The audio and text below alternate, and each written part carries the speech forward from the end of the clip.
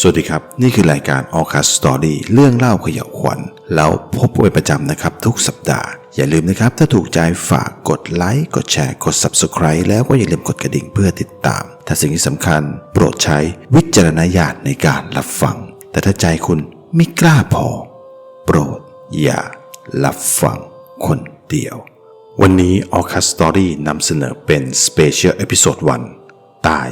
ทั้งกลมความแค้นล้วนมีเหตุผลทั้งนั้นแต่ส่วนมากเหตุผลที่ดีๆมันไม่มีตรงที่ผมกับอาจารย์และศิษย์พี่ทั้งสองพร้อมกับหญิงวัย40ปลายยืนอยู่ตรงนั้นมันเป็นประตูรั้วหน้าบ้านของนายทหารคนหนึ่งสภาพภายนอกมันก็ดู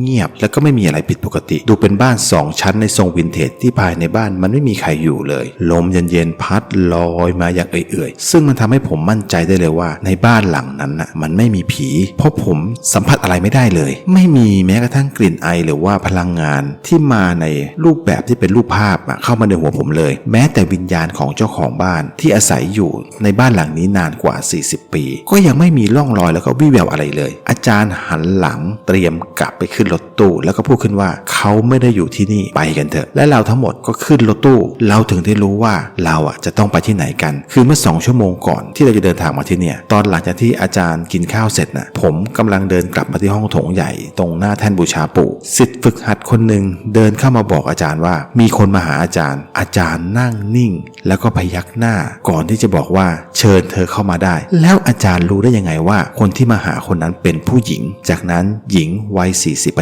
ลายที่มีกลิ่นไอของผีอ่อนๆมันติดตัวเข้ามาและก็ดูจากท่าทางแล้วเธอน่าจะเป็นครูอันนี้ผมไม่ค่อยมั่นใจเท่าไหร่ในตอนแรกเธอเข้ามาพร้อมกับก้มลงกราบอาจารย์เลยจากนั้นอาจารย์ก็ถามว่าพ่อเราเขาเป็นยังไงบ้างสบายดีไหมเธอนิ่งไปสักแป๊บหนึ่งก่อนจะตอบกลับมาว่าคุณพ่อเสียไป 3-4 ปีแล้วแต่ตอนนั้นผมก็ไม่ได้ตั้งใจฟังอะไรมากนะครับก็กะว่าจะออกไปข้างนอกเพราะว่าเธอน่าจะมาหาอาจารย์ด้วยเรื่องส่วนตัวมากกว่าแล้วอยู่ๆเธอก็พูดขึ้นว่าพี่มนมาหาหนูเมื่อคืนก่อนผมนี่หันควับแล้วก็ลงกลับไปนั่งที่เดิมเลยและจากนั้นเธอก็เล่าเรื่องราวหลังจากที่อาจารย์จับมนผีตายทั้งกลมใส่ในหุ่นไม้และนำมาบรรจุไว้ในโถกระเบื้องและก็เก็บรักษาไว้อย่างดีกว่า20 ปีที่ผ่านมาหลังจากเหตุการณ์นั้นที่เกิดขึ้นนุชก็ย้ายกลับไปอยู่กับผู้กองพงษ์และก็เรียนต่อจนจบปริญญาตรีไปสอบบรรจุเป็นครูที่ต่างจังหวัดและสักถึงแม้ว่าจะเป็นผู้ต้องสงสัยที่ไม่มีหลักฐานเรื่องการตายของหญิงทั้ง2 คนแต่ก็ยังไม่รอดพ้นกฎหมายไปได้ในเรื่องของการฉ้อโกงสักถูกตำรวจจับขึ้นศาลและโดนตัดสินพิพากษาให้จำคุก15 ปีเพราะมีโจทย์5 คนโดนไปรายละ3 ปีแต่ติดจริงติดได้แค่8 ปีตอนนี้ออกจากคุกมาแล้วส่วนคดีของพี่มนผ่านมาจนถึงตอนนี้ยังไม่มีความคืบหน้าอะไรเลยอาจารย์น่าจะถอนหายใจแล้วก็นั่งก้มหน้าก่อนที่จะถามว่าเขามาหาที่ไหนนุชก็บอกว่ามนผีตายทั้งกลมเธอไปหาที่บ้านของพ่อก็คือผู้กองพงษ์เพราะว่าตอนนี้นุชเธอย้ายกลับมาสอนในกรุงเทพแล้วก็เลยกลับมาอยู่บ้านพ่อนุชบอกว่าเธอกลับจากสอนมาในตอนเย็นสัก6 โมงกว่าเกือบทุ่มหนึ่งแล้วและตอนที่เปิดประตูเข้าบ้านไปเธอได้กลิ่นซากสัตว์ที่ตายแล้วมันเหม็นแบบแห้งๆลอยเข้ามาเตะจมูกเธอแต่ตอนนั้นเธอก็ไม่คิดอะไรนะเพราะว่าเธอกลับมาอยู่ที่บ้านพ่อได้ตั้งแต่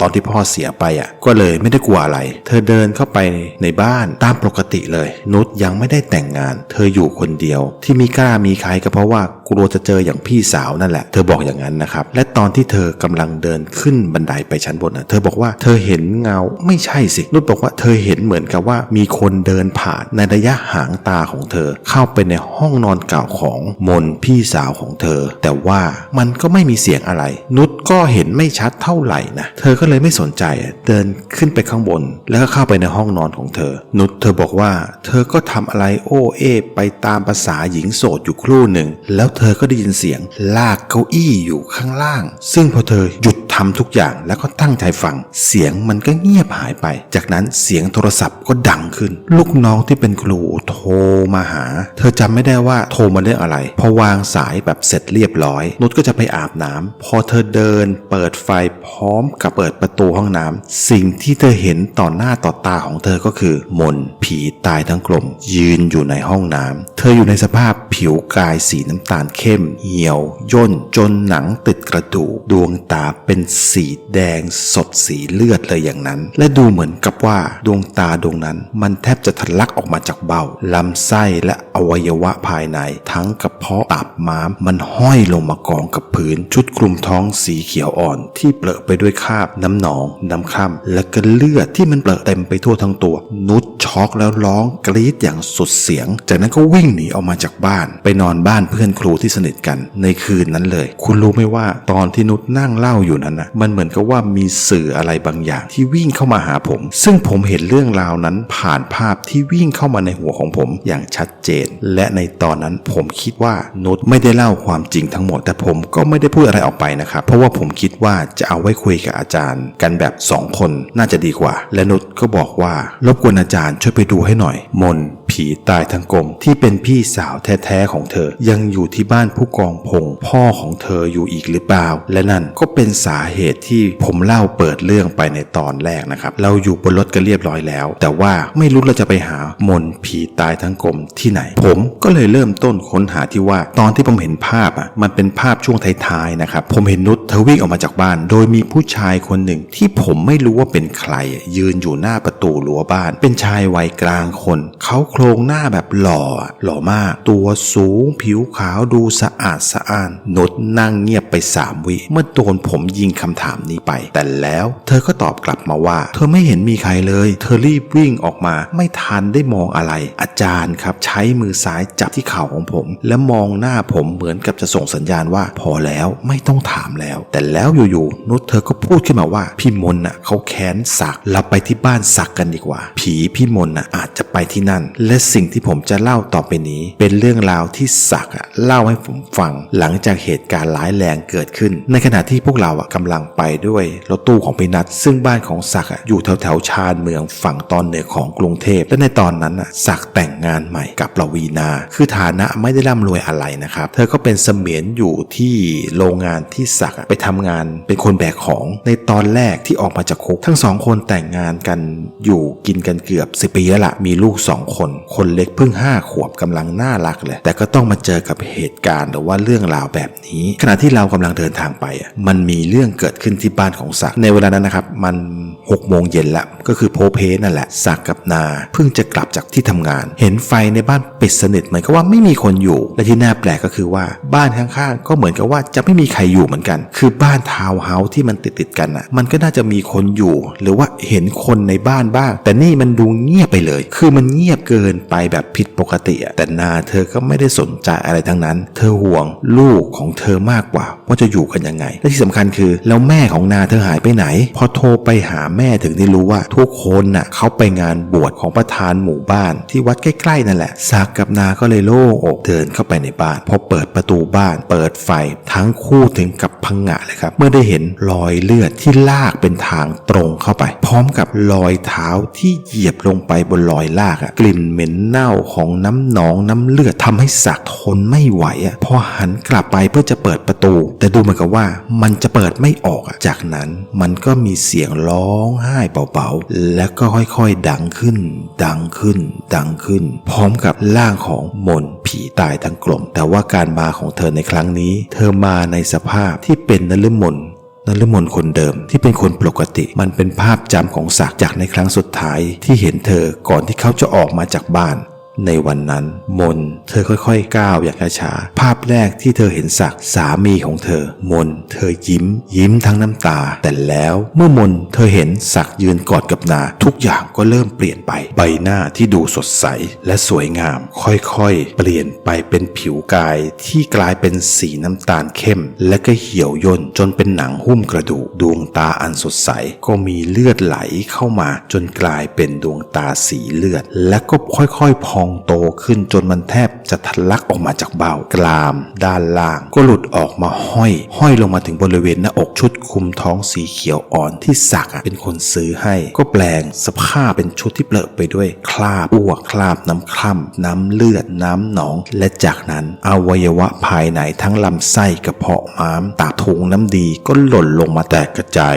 ลงบนพื้นที่มนผีตายทั้งกลมยืนอยู่ศักดิ์กับนากลัวสุดขีดถึงกับซุดตัว ลงนั่งกับพื้นแล้วก็ยกมือขึ้นไหว้เพื่อร้องขอชีวิตแล้วมนผีตายทั้งกลมก็พูดว่าแย่งผัวกูใช่ไหมก่อนจะเดินตรงก้าวเข้ามาหานาพร้อมกับสภาพที่ลากเครื่องในกับพื้นมาด้วยมนจิกผมของนาและกำลังจะลากไปให้ห่างจากศักดิ์ในจังหวะนั้นแม่ของนาเปิดประตูเข้ามาพอดีพร้อมกับเด็กๆทั้งสองคนศักดิ์หันไปแค่วินาทีเดียวเพื่อไปมองที่ประตูบ้านเห็นแม่ของนาเดินเข้ามาพร้อมกับลูกๆทั้งสองคนโดยที่แม่นาและเด็กทั้งสองคนไม่เห็นอะไรเลยพอหันกลับไปมองที่มนผีตายทั้งกลมเขาก็ไม่เห็นอะไรเหมือนกันเพราะทุกคนเข้ามาในบ้านประตูบ้านก็ปิดด้วยตัวเองด้วยความแรงมากเสียงสนั่นลั่นทั้งหมู่บ้านเลยซึ่งในตอนนั้นแหละครับที่ผมกับอาจารย์และทีมงานทุกคนไปถึงบ้านของศักดิ์ผมยังจำได้เลยว่าตอนที่รถของพี่นัทกำลังจะจอดสนิทผมยังเห็นประตูมันปิดเองอย่างแรงมากๆเลยศิษย์พี่รองลงไปทำการขอพรและขอขมาพระแม่ธรณีเจ้าที่เจ้าทางก่อนส่วนศิษย์พี่ใหญ่ก็เตรียมของขลังที่จะต้องใช้ในตอนนั้นและผมก็มีภาพเข้ามาในหัวผมเพียงภาพเดียวเท่านั้นเป็นภาพที่มนผีตายทั้งกลมในสภาพที่มันสุดบรรยายจิกหัวของนาอยู่ตรงบริเวณกลางบ้านโดยที่คนในบ้านมองไม่เห็นอาจารย์จับที่แขนขวาผมแล้วก็บอกว่ารีบไปเถอะเดี๋ยวจะไม่ทันการพี่รองบอกอาจารย์ว่าเปิดประตูไม่ได้ใช้พระเวทแล้วอาจารย์ก็บอกให้ผมเอาน้ำมนต์ที่ใส่ขวดมาให้หน่อยหลังจากนั้นอาจารย์ก็ไล่พระเวทกำกับแล้วก็เทน้ำมนต์ลงในขันใบเล็กของศิษย์พี่ใหญ่และก็สาดเข้าไปตรงๆเลยพอสาดเข้าไปโดนประตูปุ๊บประตูหน้าบ้านก็ดีดเปิดออกมาอย่างแรงทั้งศักดิ์และแม่ของนาต่างก็งงเพราะว่าศักดิ์ไม่เคยเห็นอาจารย์มาก่อนเลยแต่ผมว่าคนที่ตกใจน่าจะเป็นการเห็นนุชมากกว่าคงเพราะว่าไม่ได้เจอกันนานแล้วมั้งแต่พอผมตามอาจารย์เข้าไปในบ้านเห็นศักดิ์แบบเต็มๆมันทำให้ผมเข้าใจและก็สงสัยอีกเช่นเคยแต่ผมก็ต้องเก็บไว้ในใจนะครับศิษย์พี่ใหญ่เอายันที่เตรียม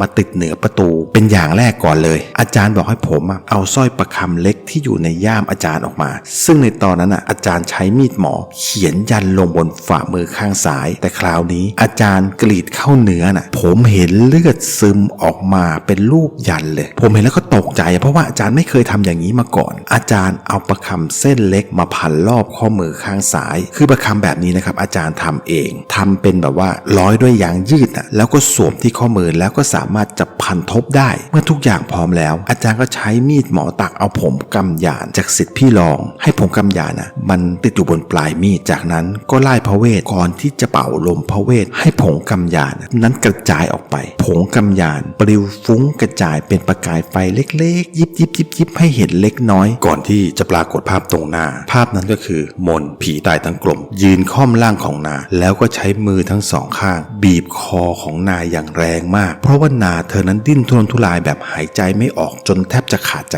ตายในตอนนั้นเลยพออาจารย์เห็นดังนั้นก็เรียกให้ผมเอาขันน้ำมนต์มาแล้วก็ใช้ขันใบเล็กๆสาดเข้าไปที่มนผีตายทั้งกลมและเหมือนกับว่าเธอจะรู้ถึงความแรงของน้ำมนต์อาจารย์ที่มันหนักหน่วงมากแค่ไหนมนผีตายทั้งกลมมันก็เหวี่ยงนาออกจากมือของเธอในวินาทีที่น้ำมนต์นั้นลอยเข้าไปนาปลิวไปด้วยแรงเหวี่ยงพุ่งตรงไปที่ศักดิ์และก็สลบอยู่ตรงนั้นในจังหวะนั้นมนผีตายทั้งกลมมันก็หายตัวว่าไปในวินาทีนั้นเลยลูกชายทั้งสองของนากับศักดิ์ก็ตกใจในเหตุการณ์ที่เกิดขึ้นร้องไห้เสียงลั่นและก็วิ่งเข้ามาหานาที่สลบอยู่ตรงที่ศักดิ์นั่งอยู่เด็กทั้งสองคนร้องไห้โดยคิดว่าแม่นั้นตายไปแล้วแน่ๆอาจารย์ก็รีบเข้าไปช่วยมนโดยทันทีโดยกำมือซ้ายที่ลงยันเอาไว้ให้เลือดมันไหลออกมาแล้วมันติดอยู่ที่นิ้วชี้ข้างซ้ายจากนั้นก็ใช้นิ้วชี้ข้างซ้ายข้างนั้นที่มีเลือดติดอยู่ที่ปลายลงไปปาดที่หน้าผากของนาจากด้านซ้ายไปขวาพร้อมกับไล่พระเวทนาลืมตาขึ้นมาใน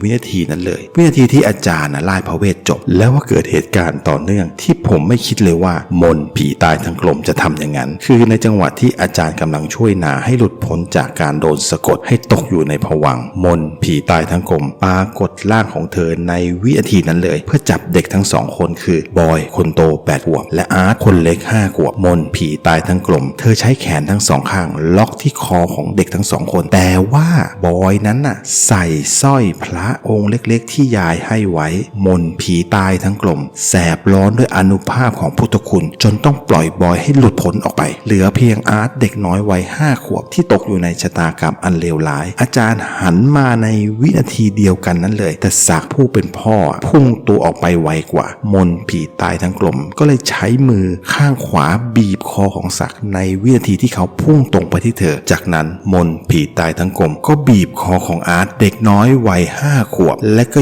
ยกทั้งสองพ่อลูกขึ้นด้วยมือทั้งสองข้างให้ทั้งสองพ่อลูกลอยสูงจนเท้าไม่แตะพื้นอาจารย์ตกใจในภาพที่เห็นเพราะว่าทั้งสองพ่อลูกดิ้นทุรนทุรายด้วยอาการหายใจไม่ออกอาร์ตเด็กน้อยวัย5 ขวบเงียบเสียงไปเพราะโดนบีบที่คออาจารย์เดินตรงเข้าไปพร้อมกับลายพระเวทใส่มือข้างซ้ายที่ลงยันเอาไว้จากนั้นก็เอามาจับที่หน้าผากของมนผีตายทั้งกลมเมื่อเธอได้สัมผัสกับมือของอาจารย์ที่ลงยันเอาไว้เธอถึงกับร้องกรีดด้วยความเจ็บปวดอย่างแสนสาหัสร่างของมนผีตายทั้งกลมเริ่มมีควันลอยออกมาจากผิวหนังสีน้ำตาลเข้มซึ่งมันค่อยๆกลายเป็นสีเข้มขึ้นเรื่อยๆจนกลายเป็นสีดำแต่เธอก็ยังคงทนความเจ็บปวดแสนสาหัสอันสุดทรมานอยู่อย่างนั้นและอาจารย์ก็พูดกันว่าปล่อยเธอลูกกูไม่ปล่อยเธอตะคอกใส่หน้าอาจารย์ทันทีอาจารย์ก็ตอบกลับไปว่าที่ให้ปล่อยคือการปล่อยวางอย่าไปยึดติดบางทีคนเราก็ดิ้นรนกับความรักมากเกินไปหาเหตุผลมาตอบกับสิ่งที่ไม่ได้เป็นดังใจจนลืมไปว่าคนเรามีสิทธิ์ที่จะเลือกที่จะสิ้นสุดความเจ็บปวดได้หรือว่าจะทนเจ็บปวดอย่างไม่มีวันสิ้นสุดล่ะของรักที่มันเป็นของเรามันก็จะเป็นของเราอยู่วันยังค่ำแต่ถ้ามันไม่ใช่ของเราพยายามเท่าไหร่มันก็ไม่ใช่อยู่ดีกูบอกแล้วกูไม่สนใจอะไรทั้งนั้นมนผีตายทั้งกลมเธอยังคงเต็มไปด้วยความแค้นและก็ยังพูดต่ออีกว่ามันไปมีเมียใหม่ทิ้งกูกับลูกไม่พอมันยังฆ่ากูอีกกูยอมไม่ได้ถึงแม้เธอจะต้องเจ็บปวดด้วยฤทธิ์อาคมพระเวทเพียงใดเธอก็ไม่เคยเสียน้ำตาแต่พอพูดถึงเรื่องลูกขึ้นมาน้ำตาของคนที่เป็นแม่ไหลอาบนองลงมาแต่เธอไม่ได้แค่ร้องไห้เท่านั้นผมดูจากสายตาแล้วเธอคิดว่าถ้าวิญญาณของเธอต้องสลายไปในวันนี้เด็กกับพ่อของเขาก็ต้องตายไปด้วยเพราะมนผีตายทั้งกลมเพิ่มแรงบีบเข้าไปอาร์ตเด็กวัย5 ขวบเพียงเท่านั้น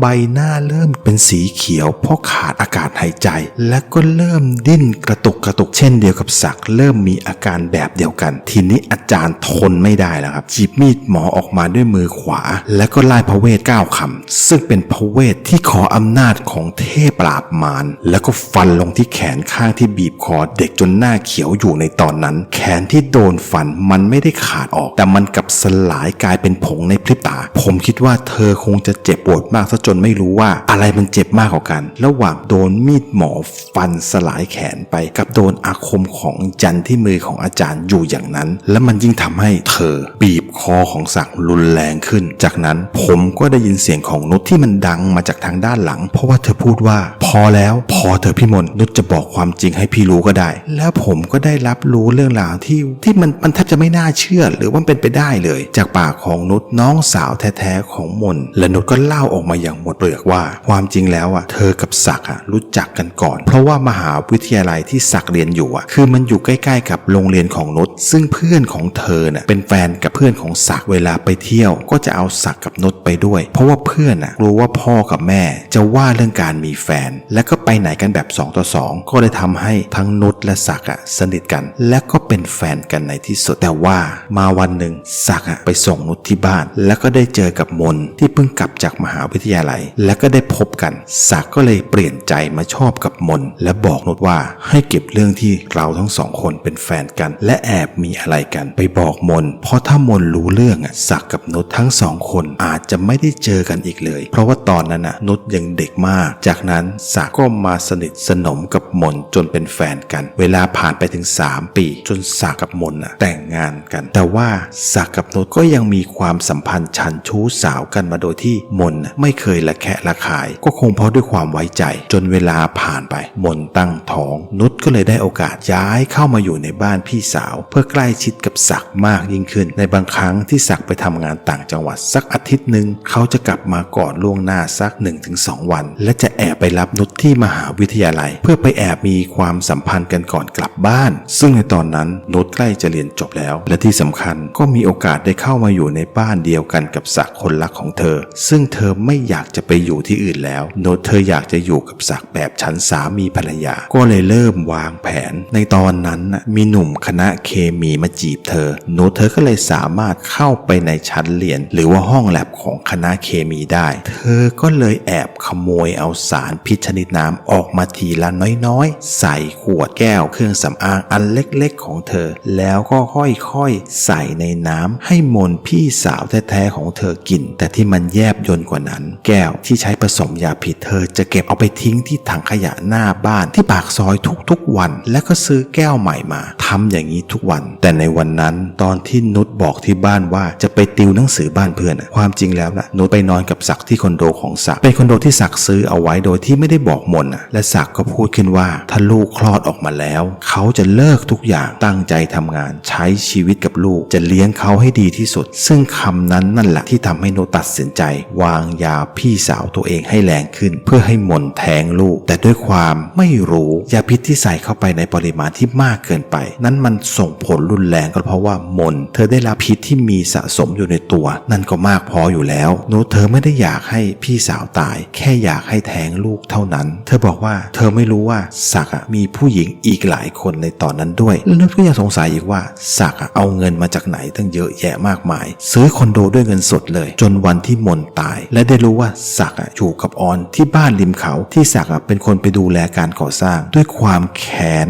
นุชก็เลยเอาเอกสารที่ศักดิ์ซ่อนไว้ในคอนโดไปให้กับตำรวจทำให้ศักดิ์ติดคุกอยู่หลายปีแต่นุชเธอก็ยังคงไปเยี่ยมเขาแบบทุกเดือนจนศักดิ์ออกมาจากคุกแต่ว่าทุกอย่างมันเปลี่ยนไปศักดิ์บอกว่าเขาอยากจะลืมเรื่องที่เคยผ่านมาเขารู้สึกผิดกับมนผิดมากก็เลยบอกเลิกกับนุชโดยที่บอกนุชว่าให้จบกันเพียงเท่านี้แต่นุชก็ยังขอช่วยเหลือเป็นครั้งสุดท้ายคือหางานให้ศักดิ์และในที่สุดก็หางานให้ศักดิ์เป็นพนักงานยกของจัดเรียงของที่โกดังของผู้ปกครองของลูกศิษย์ของเธอเองนั่นแหละและยังคงติดต่อกันบ้างแต่ว่าไม่มีความสัมพันธ์แบบนั้นอีกแล้วจนคืนวันที่มนหลุดออกมาจากบ้านของอาจารย์แล้วก็มาหาเธอที่บ้านนุชเธอสารภาพว่าเธอโทรตามศักดิ์ให้มาช่วยมนผีตายทั้งกลมก็เลยสามารถตามศักดิ์มาที่บ้านนี้ได้ซึ่งความสับสนทำให้เธอต้องคิดอย่างหนักแต่สุดท้ายแล้วนุชก็ตัดสินใจมาตามอาจารย์ให้มาช่วยศักดิ์กับครอบครัวผมไม่เคยได้ยินคำสารภาพของคนร้ายที่ฆ่าคนตายมาก่อนผมถึงกับอึ้งไปเลยในขณะที่ศิษย์พี่ทั้งสองกำลังหาทางช่วยศักดิ์ให้หลุดพ้นออกมาจากอุ้งมือของมนผีตายทั้งกลมโดยศิษย์พี่ใหญ่ใช้สร้อยประคำที่ลงอาคมกระหน่ำฟาดลงกลางหลังของมนผีตายทั้งกลมส่วนศิษย์พี่รองก็เอาน้ำมนต์ใส่ในขันใบใหญ่แล้วก็นำเหรียญปู่ที่ห้อยคอลงมาใส่ลงไปในขันน้ำมนต์ด้วยจากนั้นใช้ไม้พรมน้ำมนต์สาดเข้าไปแบบไม่ยั้งที่แผ่นหลังของมนผีตายทั้งกลมที่ผิวหนังมันไหม้เกรียมด้วยอาคมจากยันที่มือซ้ายของอาจารย์มันแตกจากแรงฟาดด้วยสร้อยประคำลงอาคมของศิษย์พี่ใหญ่จนแผ่นหลังเป็นรอยสร้อยประคำแบบนับไม่ถ้วนของเหลวสีดำที่ผมคิดว่ามันน่าจะเป็นเลือดมากกว่านะมันทะลักออกมาจากรอยแผลที่แตกจากแรงฟาดน้ำมนต์ของศิษย์พี่รองที่สาดเข้าไปมันก็เหมือนกับน้ำกรดที่กัดก่อนเพราะว่ามันกัดเนื้อของเธอให้มันหลุดออกเป็นชิ้นๆแต่มนผีตายทั้งกลมเธอยังคงอดทนด้วยมิจฉาทิฐิอย่างแรงกล้าถึงแม้ว่ามันจะเจ็บปวดแสนสาหัสเพียงไหนเธอก็ไม่ลดละมิจฉาทิฐิในใจของเธอเลยจนเธอได้ยินเรื่องราวจากปากของน้องสาวแท้ๆของเธอมนผีตายทั้งกลมเธอช็อกจนปล่อยคอของศักดิ์ให้ร่างนั้นล่วงหล่นลงพื้นในวินาทีที่นุชเล่าจบอาจารย์บอกให้ศิษย์ทั้งสองคนหยุดทำร้ายเธอได้แล้วมนผีตายทั้งกลมเธอร้องไห้แล้วก็สุดตัวลงกับพื้นซึ่งหมายความว่าอาจารย์ก็ปล่อยให้เธอหลุดจากอาคมเช่นกันเธอสุดตัวลงเหมือนกับว่าเธอหมดแล้วทุกอย่างในชีวิตในโลกที่โหดร้ายใบนี้ไม่มีใครที่เธอจะสามารถไว้ใจและเชื่อใจได้แม้แต่น้องสาวแท้ๆของเธอมันทำให้ทุกคนเศร้าตามเธอไปเลยและในขณะนั้นอยู่ๆก็มีภาพเข้ามาในหัวผมมันเป็นภาพของชายสูงวัยที่มาในชุดเครื่องแบบทหารแบบเต็มยศเลยมายืนอยู่ที่หน้าประตู และชายคนนั้นก็กำลังร้องไห้แล้วก็จ้องมองมาที่มนผีตายทั้งกลมที่สุดตัวลงนั่งร้องไห้และอาจารย์ก็เดินเข้ามาบอกผมให้ผมเตรียมสายสิญจน์ทำให้ผมหลุดออกจากภวังค์การเห็นภาพผมก็รีบบอกอาจารย์ในสิ่งที่ผมเห็นอาจารย์เดินไปดึงยันที่ศิษย์พี่ใหญ่ติดไว้ตอนที่เข้ามาออกไปเลยพอผมหยิบสายสิญจน์มาให้อาจารย์ก็ทำสายสิญจน์เป็นวงกลมและเอาไปวางล้อมมนผีตายทั้งกลมและก็นั่งลงกับพื้นท่องพระเวทอยู่หลายบทซึ่งต้องใช้เวลาอยู่สักพักหนึ่งซึ่งทำให้ทุกคนเห็นว่ามีชายสูงวัยในชุดทหารแบบเต็มยศเลยมาปรากฏตัวอยู่ตรงหน้ามนผีตายทั้งกลมโน้ตตกใจพร้อมกับพูดขึ้นว่าพ่อมนพอเธอเห็นพ่อก็คือผู้กองพงนั้นมายืนอยู่ตรงหน้ามนผีตายทั้งกลมเธอก็ค่อยๆคลานเข้ามาใกล้ๆแล้วก็ก้มลงกราบที่เท้าของผู้กองพงผู้เป็นพ่อจากนั้นร่างของผีตายทั้งกลมที่เน่าเละตะจนไม่แทบจะเหลือความเป็นคนอยู่มันก็กลับมาเป็นมนลูกสาวคนสวยของผู้กองพงคนเดิมจากนั้นผู้กองพงก็ย่อตัวลงมาเอามือลูบหัวของมนเบาๆก่อนที่จะพูดว่าอภัยและปล่อยวางสักทีนะลูกอาจารย์ท่องพระเวทจบพอดีแล้วก็พูดขึ้นว่าเอาโหสิกรรมแล้วก็ลาพ่อเขาซะจากนั้นมนก็กราบเท้าพ่ออีกครั้งแล้วก็พูดขึ้นว่าหนูสำนึกผิดแล้วค่ะพ่อผู้กองพงไม่ได้ตอบอะไรกลับไปได้แต่ยิ้มทั้งน้ำตาจากนั้นอาจารย์ก็ลุกขึ้นและเดินเข้าไปหาโดยที่มีผงกำยานอยู่ในมือขวาจากนั้นก็แบมือออกและก็เป่าพระพลายพระเวทไปให้ผงกำยานฟุ้งกระจายลอยปกคลุมร่างของมนจากนั้นก็ปรากฏชายร่างใหญ่ผิวดำสนิทนุ่งผ้าเตี่ยวสีแดงสดดวงตาเป็นสีเลือดที่ในมือถือห่อปลายแหลมเขาเดินออกมาจากกำแพงบ้านในตอนนั้นร่างของมนก็ค่อยๆเปลี่ยนไปเป็นดวงจิตที่ส่องแสงสว่างและก็ลอยเข้าไปหาชายคนนั้นจากนั้นก็ลอยลงไปอยู่ที่มือของเขาก่อนที่ชายร่างใหญ่ผิวดำคนนั้นจะหันหลังแล้วก็เดินหายกลับไปในกำแพงในเมื่อมนเธอปลงได้แล้วและยอมที่จะไปรับผลกรรมที่เธอทำไว้ในชาตินี้เรื่องนี้ทุกอย่างก็จบลงไปได้ด้วยดีแต่ว่าเฉพาะแค่ตรงนี้นะเพราะเมื่อเสร็จงานผมก็ช่วยศิษย์พี่ทั้งสองเก็บข้าวเก็บของต่างๆเพื่อกลับสำนักตอนที่ผมกำลังโทรตามพี่นัทให้มารับมันก็เกิดเสียงกรี๊ดขึ้นภายในบ้านอีกครั้งหนึ่งศิษย์พี่ทั้งสองกับอาจารย์ก็วิ่งเข้าไปดูปรากฏว่านุชเธอกินยาฆ่าตัวตายต่อหน้าสากคนรักของเธอตอนที่ผมโทรเสร็จผมก็เลยวิ่งเข้าไปดูนุชเหมือนกันนุชเธอมีอาการชักแล้วก็เกร็งไปทั่วทั้งร่างน้ำลายเหนียวฟูมปากขึ้นมาเลยสากรีบอุ้มออกมา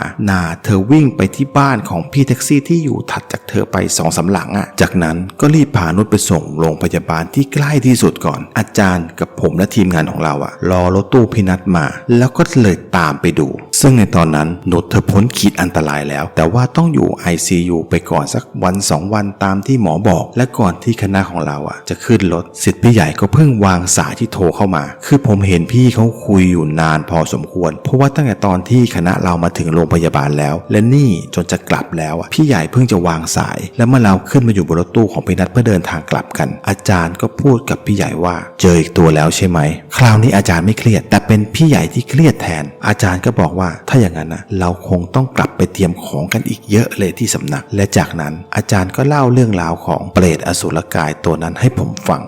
ในระหว่างทางที่เราเดินทางกลับสำนักกันและเรื่องมันก็มีอยู่ว่าเมื่อตอนที่พี่ใหญ่เข้ามาเรียนกับอาจารย์ได้ 2-3 ปีเองอาจารย์จำไม่ได้ว่ามันห่างจากเรื่องของมนผีตายทั้งกลมนานเท่าไหร่นะครับซึ่งพี่ใหญ่มาขอคำปรึกษาจากอาจารย์ในเรื่องที่มันมีเปรตออกมาปรากฏตัวให้ชาวบ้านเห็นบ่อยมากและเปรตตัวนี้ออกมาหลังจากที่เกิดเรื่องราวอันน่าสลดใจเป็นอย่างมากคือว่าตอนนั้นที่หมู่บ้านของ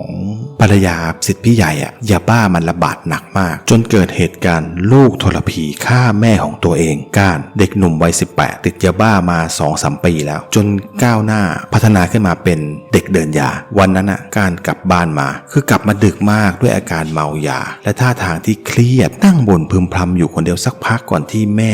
แก้วนะครับผมแม่บังเกิดเกล้าของมันเองวัย70แล้วเดินเข้ามาหาและถามว่าหิวไหมลูกกินข้าวกินอะไรมาแล้วหรือยังไอ้ก้านมันตะคอกแม่แก้วกลับไปไม่ต้องมาเสือกท ถ้ามึงมีเงินแล้วค่อยมาคุยกับกูแม่แก้วไม่ได้ตกใจอะไรนะครับเพราะว่าโดนไอ้ก้านเนี่ยตะคอกอยู่อย่างนี้เป็นประจำอยู่แล้วแต่ที่สงสัยก็คือไอ้ก้านมันมีปัญหาเรื่องเงินได้อย่างไรเพราะว่าดูจากช่วงที่ผ่านมาไอ้ก้านมันมีเงินใช้อย่างเหลือเฟือแล้วก็ฟุ่มเฟือยไม่กลับบ้านกลับช่องมาหลายเดือนจะเป็นปีอยู่แล้วมั้งที่แม่ไม่ได้เห็นหน้ามันเลยแต่อยู่ดีๆไอ้ก้านมันกลับมาด้วยสภาพที่เหมือนกับว่าหนีอะไรมาแบบหัวซุกหัวซุนสภาพโทรมสุดๆและก็ยังมาด้วยปัญหาเรื่องเงินอีกซึ่งเรื่องนี้แม่แก้วคิดอยู่ในใจแต่ก็ไม่ได้พูดอะไรกลับไปนอนต่อทิ้งไอ้ก้านเอาไว้ที่นอกชานบ้านที่มันเป็นไม้หลังเก่าโส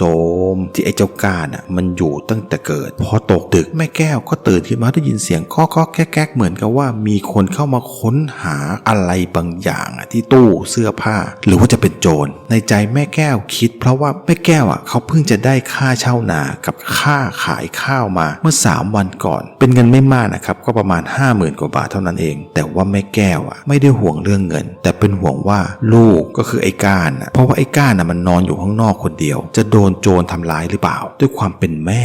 แก้วรีบวิ่งออกไปดูข้างนอกอย่างไวที่สุดแต่ภาพที่เห็นมันไม่ใช่โจรแต่มันกลับกลายเป็นว่ามันคือลูกชายคนเดียวของเธอเองแม่แก้วก็ตะคอกเสียงแข็งบอกให้ไอ้ก้านมันหยุดลื้อค้นตู้เสื้อผ้าใบเก่าที่สภาพมันโทรมมากๆเพื่อจะเอากล่องที่แม่แก้วซ่อนเงินเอาไว้ในนั้นไอ้ก้านมันตกใจที่แม่มันจับได้แทนที่มันจะวิ่งหนีออกไปเหมือนกับอย่างที่มันเคยทำในทุกๆครั้งแต่ว่ามันกลับวิ่งเข้ามาหาแม่แก้วด้วยสีหน้าและสายตาที่ไม่ใช่ลูกของแม่อีกแล้วและมันก็ไม่ใช่คนอีกด้วยเพราะว่าตอนที่แม่แก้วเข้าไปนอนไอ้ก้านมันคงนั่งเล่นยาให้หายเครียดจากเรื่องเงินที่ตัวมันมีปัญหาอยู่ในตอนนั้นจนสภาพไอ้ก้านในตอนนั้นมันหลอนยาแบบสุดๆมันพุ่งตรงเข้ามาทำร้ายแม่แก้ววัย70 ปีที่เป็นแม่บังเกิดเกล้าของมันเองมันทำร้ายแม่แก้วซะจนขาดใจตายคามือของมันเลยก่อนที่มันจะหนีไปพร้อมกับเงินแค่ 50,000 กว่าบาทเท่านั้นและสาเหตุที่ไอ้ก้าน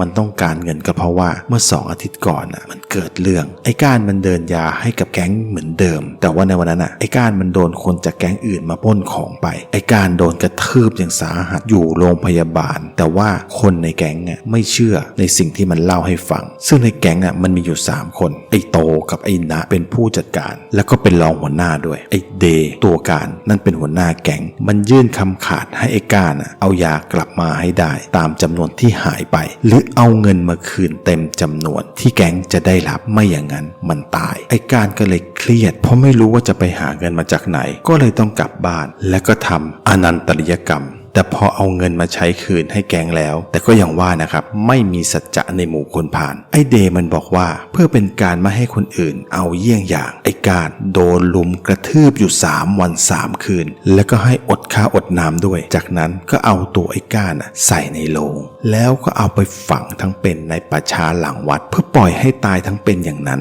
จากวันนั้นผ่านไปชาวบ้านทั้งหมู่บ้านก็ได้เห็นเปลตตัวผอมแห้งและก็สูงชะลูดเนื้อและเลือดในร่างแทบจะไม่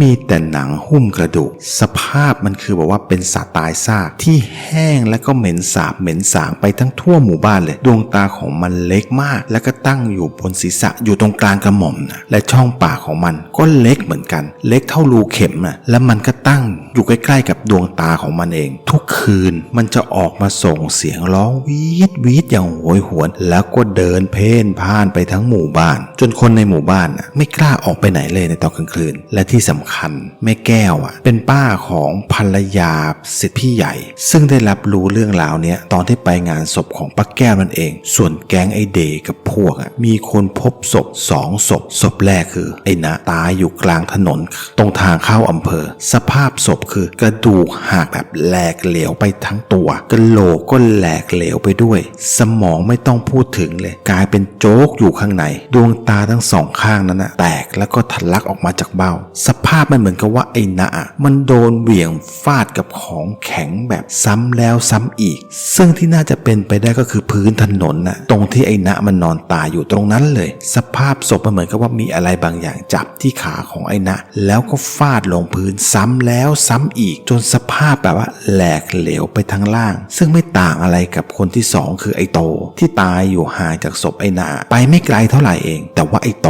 สภาพศพของมันคือมันต ตายอยู่ในแอ่งน้ำขนาดใหญ่ในมือยังมีอาวุธปืนที่ยิงแบบหมดแม็กไปแล้วด้วยสภาพศพคือกระดูกหักไปทางล่างแต่ไม่ได้แหลกเหลวเท่ากับไอ้นั่นดูจากสภาพศพแล้วมันเหมือนกับว่าโดนอะไรล่วงมาทับมากกว่าเพราะนอกจากกระดูกที่หักไปทางล่างแล้วยังมีลำไส้และอวัยวะภายในที่ทะลักออกมาจากพุงของศพและอวัยวะภายในไม่ได้แค่บอบช้ำแต่มันแหลกไปหมดเลยคือตอนที่กำนันกับตำรวจเข้าไปดูที่เกิดเหตุบอกว่าตรงนั้นมันไม่น่าจะมีแอ่งน้ำมาก่อนนะเพราะตำรวจคนหนึ่งที่อยู่ด้านบนริมถนนมองลงไปแล้วก็สังเกตดีๆมันไม่ใช่แอ่งน้ำนะครับแต่มันเป็นรอยเท้าของคนที่มีขนาดใหญ่ๆแบบมากๆเลยและศพของไอ้โตมันอยู่ตรงกลางรอยเท้ายักษ์มันอยู่ตรงกลางพอดีและถ้าใช้สติมองแล้วก็คิดดูดีๆมันเหมือนกับว่าไอ้โต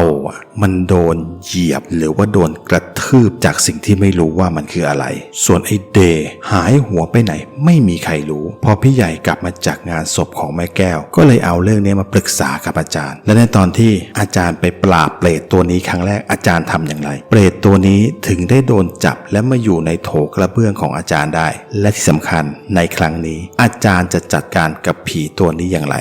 โปรดติดตามตอนต่อไป Special Episode 1 ตามล่าตายทั้งกลมอย่าลืมนะครับถ้าถูกใจฝากกดไลค์กดแชร์กด Subscribe แล้วก็อย่าลืมกดกระดิ่งเพื่อติดตามแต่สิ่งที่สำคัญโปรดใช้วิจารณญาณในการรับฟังแต่ถ้าใจคุณไม่กล้าพอโปรดอย่ารับฟังคนเดียวออคัสตอรี่สำหรับวันนี้สวัสดีครับ